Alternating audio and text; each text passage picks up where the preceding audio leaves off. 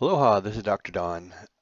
This is the second in the weight loss adjustment system series at Ohana Chiropractic. So today we want to talk about sugars and fats. First of all, just a quick review of the three facets of real health. So remember that at Ohana Chiropractic and Wellness Center, we deal with these three aspects of your health. There's the mental health, the thoughts and feelings and emotions and so forth. There's the chemical health, that's everything you take into your body. Everything you eat, drink, breathe, allergies and so forth. Then there's the structural health, which is what most chiropractors do. And we want to make sure that you're in alignment so your nervous system is functioning properly so the rest of you can function properly. And just a reminder that when you step on the scales, you're seeing the conglomeration of everything in your body. Um, so not just fat, but muscle and fluid and undigested food and so forth. So today we want to talk about sugar versus fat. Look at these two pictures. Which of these is more appealing to you? I would wager the sugar, which is more likely to make you gain weight. Well, in some respects, I would think that the fat would make you fatter. After all, it's already fat. It doesn't have to be converted to fat. Also, sugar, just like protein, only has 4 calories per gram, whereas fat has 9 calories per gram, more than double. And as an aside, alcohol has 11 calories per gram. Now, as you'll see, calories aren't the main consideration, which is why they're not a big part of this program. Back in the 1950s, around the time I was born, there was a debate about what was healthier, sugar or fat. Science decided that fat was the bad guy and sugar was okay. There was plenty of research indicating that the opposite was true. However, there was strong lobbying to the government by the sugar industry, whereas fat didn't have any legal representation. So consequently, the government decided to declare fat as the bad guy and to exonerate sugar. You'll find that a lot of scientific research is affected greatly by politics of money, which is why I don't always hang my hat on scientific studies as much as I used to. So after that, we saw a big move toward low-fat and non-fat alternatives. At the same time, sugar really came into its heyday. Throughout history, sugar was not a big part of our diet. However, in this last century, sugar has become readily available and a major part of our diet. Perhaps like many of you, I was raised to be a sugar addict. In this presentation, we're going to be looking at how sugar and fat act within our bodies and what we need to do about it. It's such a major topic that I wanted to devote this second class to it for those who have enrolled in the program. As you know, sugar is a big part of our culture with holidays and there's lots and lots of reasons to have sugar and sweets and um, sugar and spice and everything nice, that kind of thing. Sugar has an emotional attachment to a lot of things. It's how we express our love and affection for other people. We use sugar and especially chocolate as comfort foods, and we also give it as rewards. So it has lots of reasons why we have sugar in our society. It's not just a food. It's not just that it tastes good. It has an emotional attachment. So what's wrong with sugar anyway?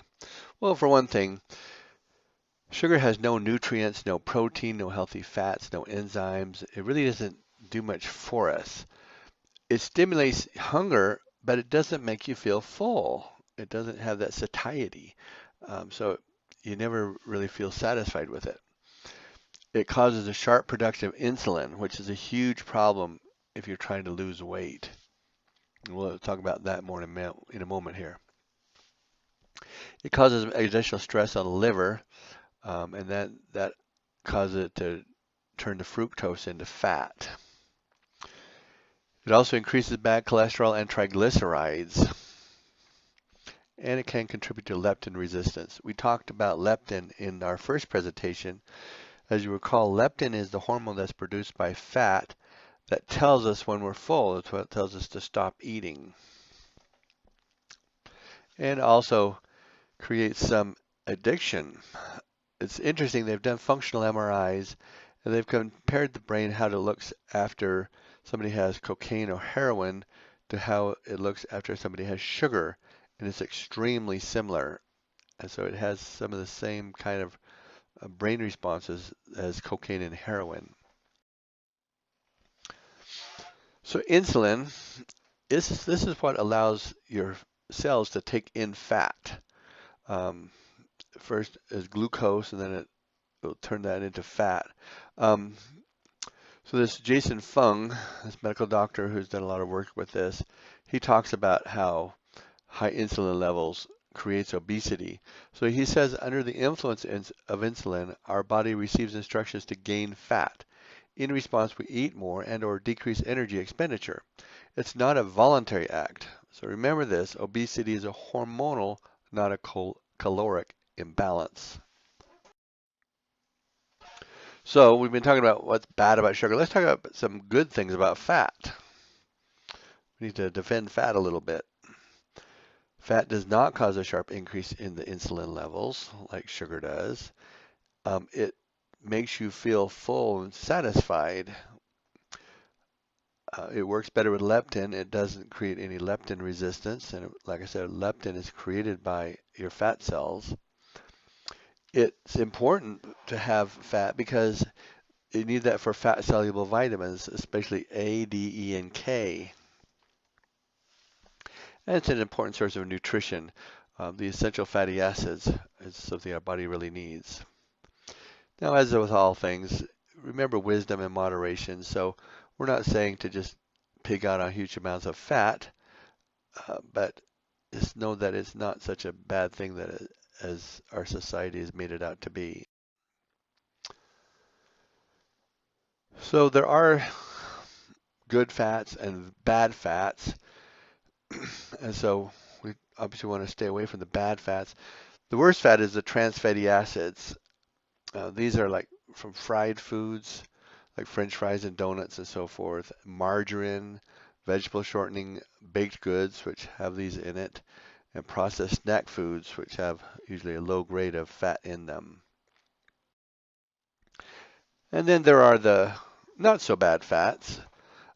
Saturated fat is a little bit controversial.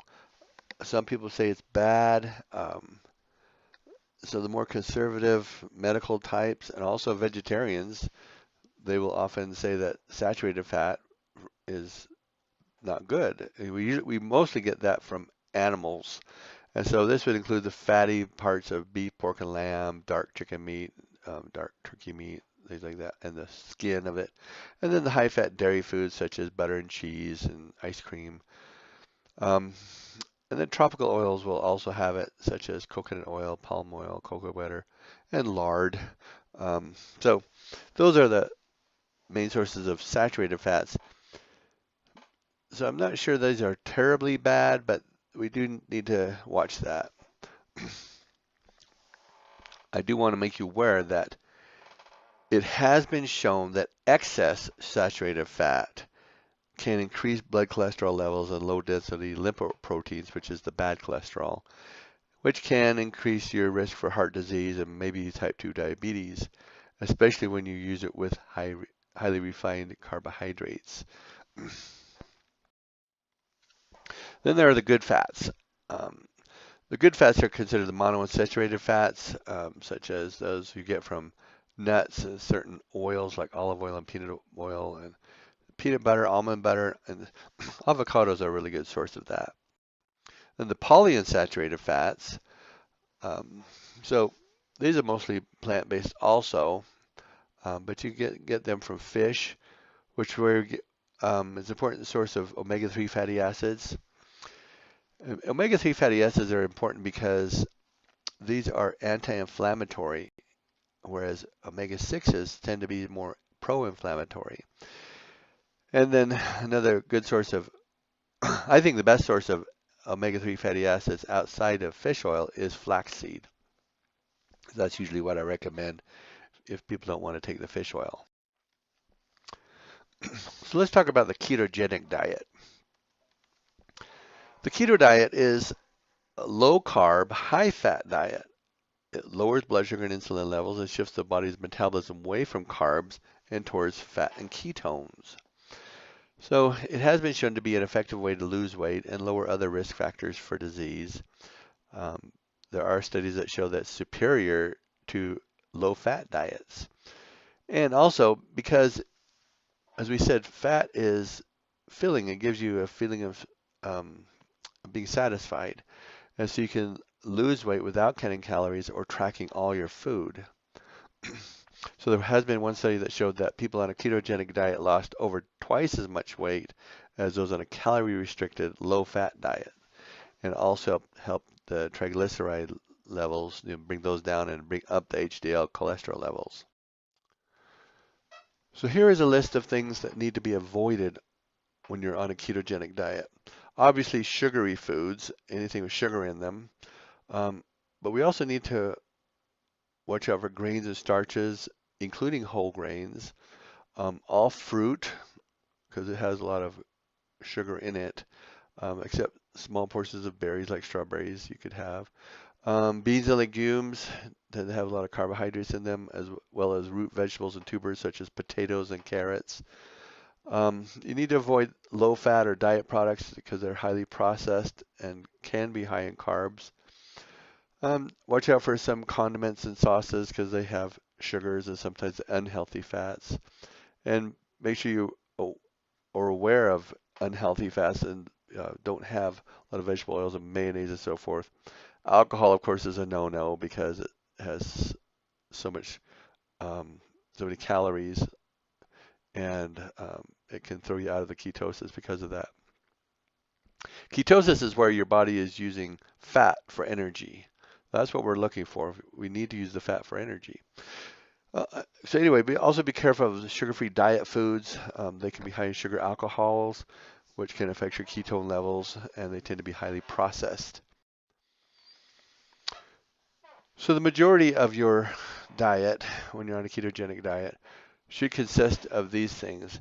So you can eat plenty of meat, fatty fish such as salmon, trout, and tuna, mackerel. You can have eggs, um, butter and cream. I even there was a doctor that I was working with that I took a number of seminars from, who's a brilliant nutritionist. He's talking about how his secretary was on a weight loss program where she was drinking a cup of cream every day.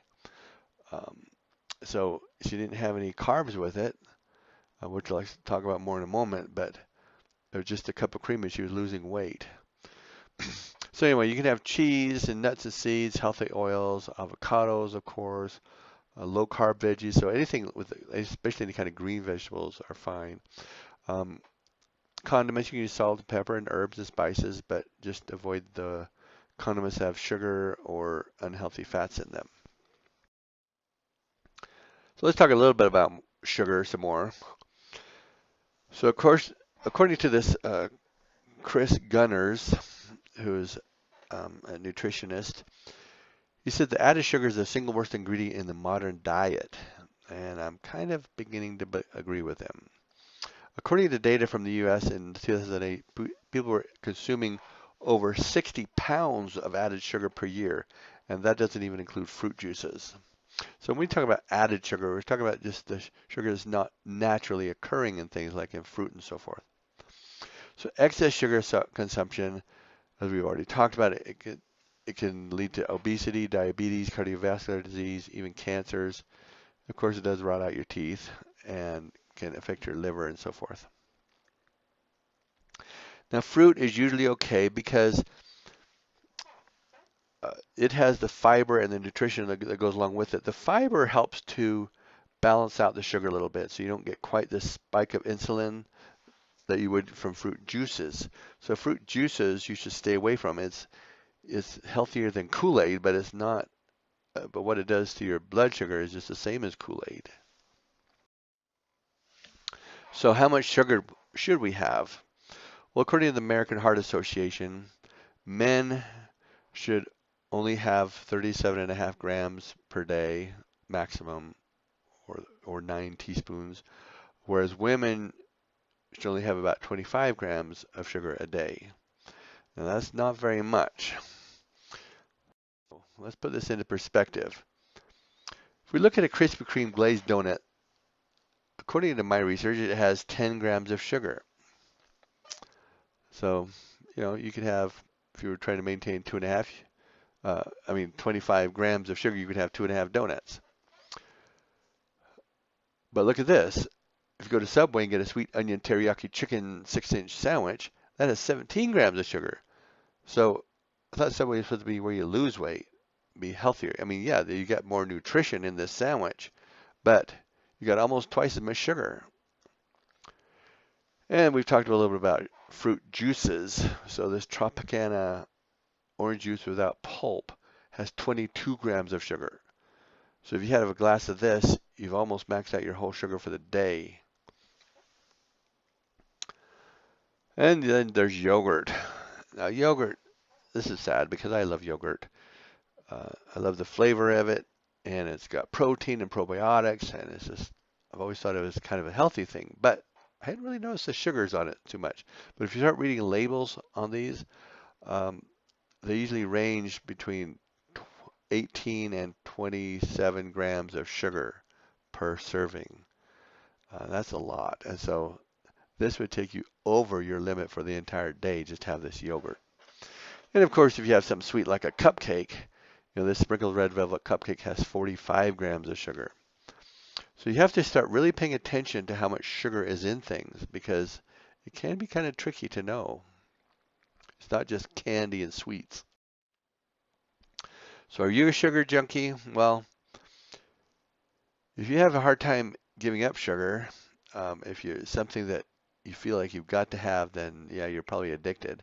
And the problem is that if you have an addiction, chances are you need to stay away from it completely.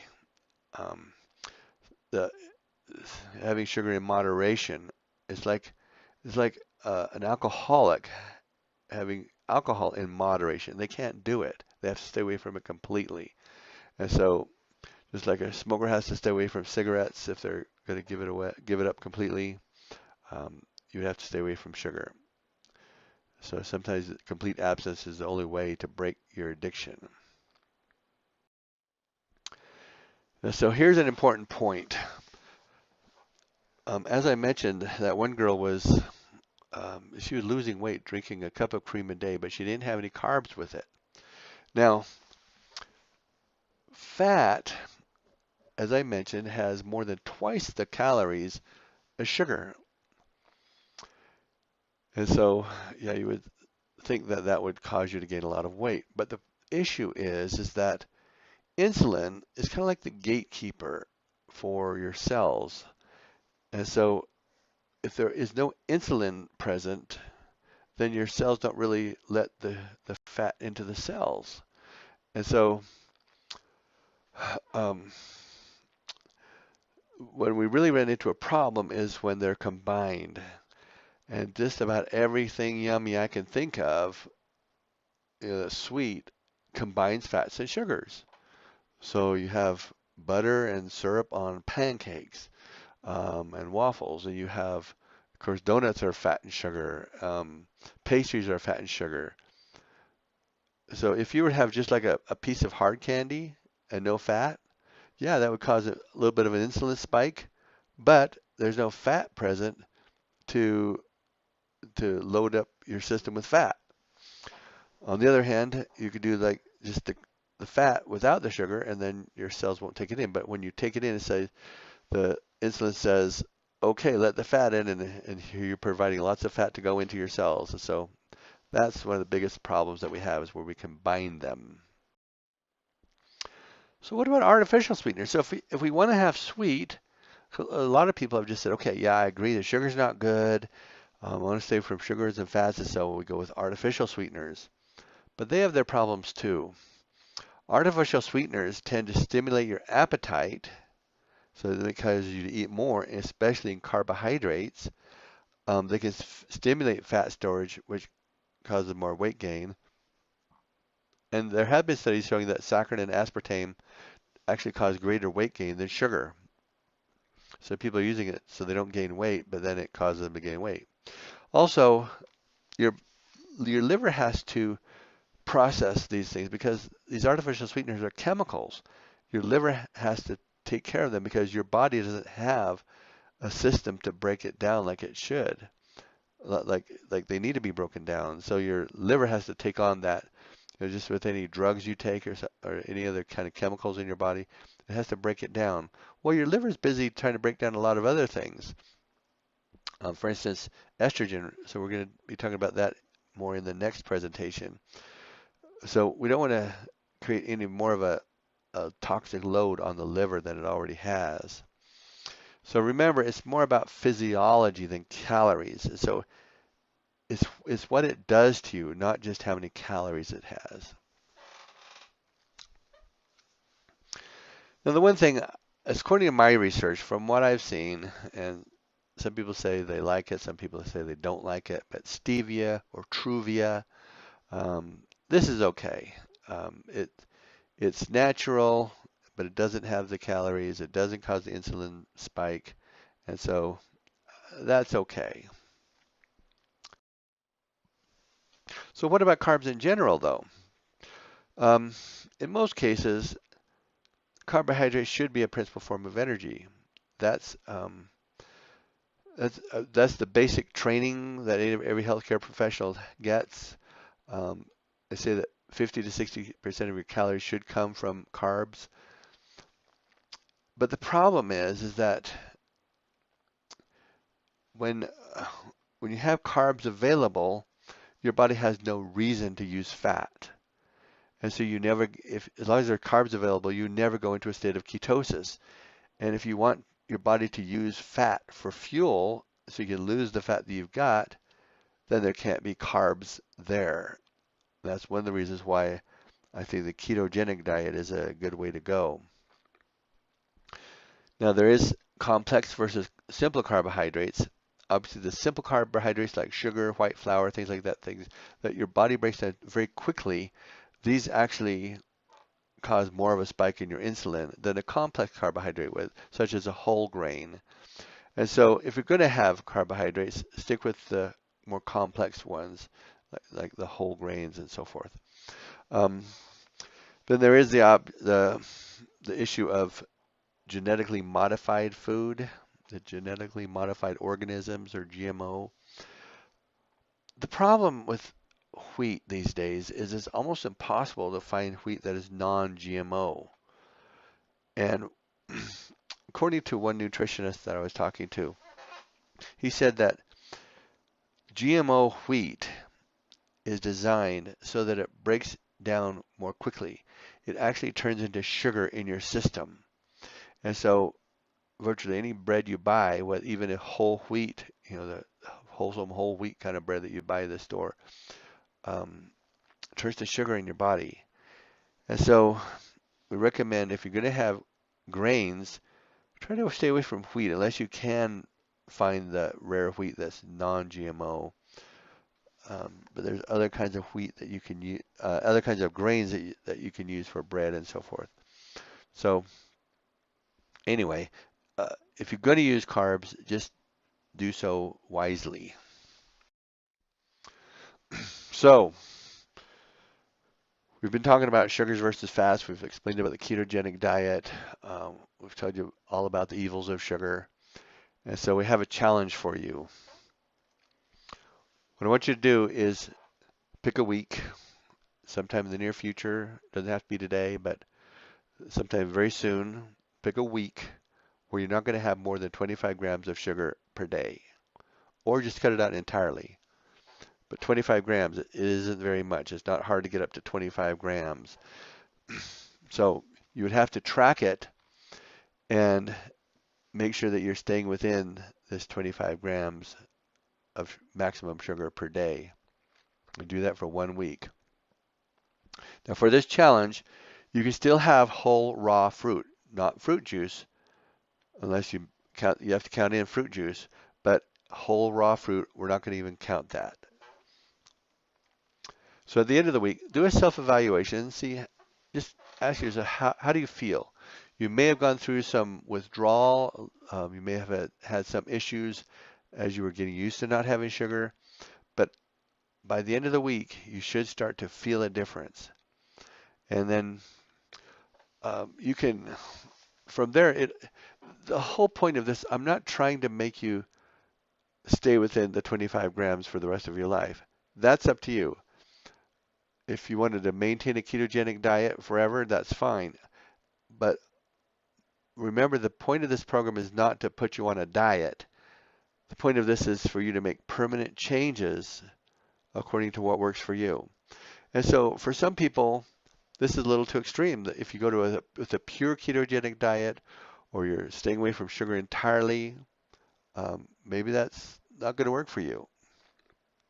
But the closer you can get to this, the more ketogenic you can be, and the lower the amount of sugar you can have, the healthier you will be, the better you will feel, and the more weight you will lose.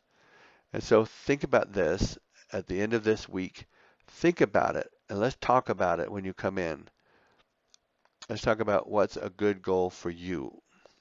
And so because I want you to do what's comfortable for you. If it's something that's extremely uncomfortable, extremely difficult, then you're not going to stick with it. So it's great to have a strict regimen, but only if it's comfortable for you that you can stick with. So that's what we want to do, is come up with what you can stick with that's as close to this as possible.